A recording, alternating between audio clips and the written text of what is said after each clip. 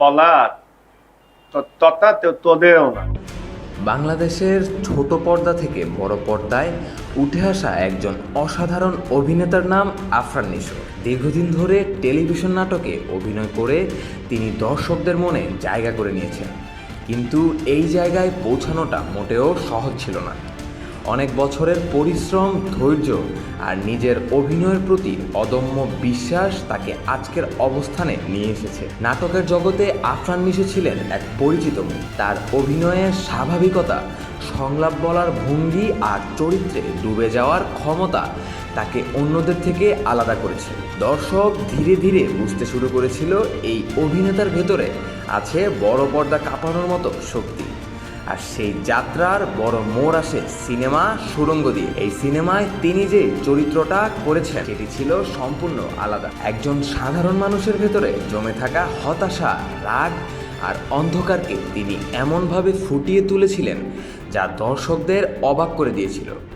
Cinema মুক্তির পর অনেকেই বলেছিল নাটকের আফরান নিশো নয়, এটা একদম নতুন একজন অভিনেতা। এরপর আসে আরেকটি শক্তিশালী কাজ, দাগি। এই সিনেমাতেও তিনি প্রমাণ করেছেন তিনি শুধু জনপ্রিয় নন, বরং একজন সিরিয়াস পারফর্মার।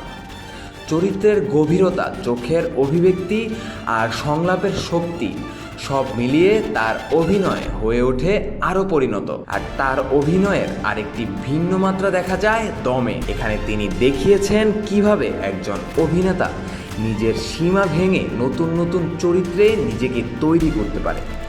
ছোট পর্দার অসংখ্য নাটক থেকে শুরু করে বড় পর্দার এই যাত্রা আসলে এক ধরনের সংগ্রামের গল্প। এটা প্রমাণ করে যদি একজন শিল্পী নিজের কাজে সত্যিকারের ভালোবাসা আর পরিশ্রম দেয়, তাহলে একদিন তার স্বপ্ন অবশ্যই বাস্তব হয়। আজ আফরান নিশো শুধু একজন অভিনেতা নন, তিনি অনেক তরুণ শিল্পীর জন্য অনুপ্রেরণা।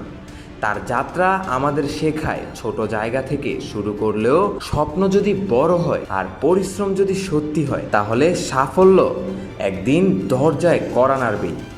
এটাই আফরান নিশোর গল্প, সংগ্রাম থেকে সাফল্যে ওঠার গল্প, আর একজন অভিনেতার নিজেকে বারবার নতুন করে প্রমাণ করার গল্প।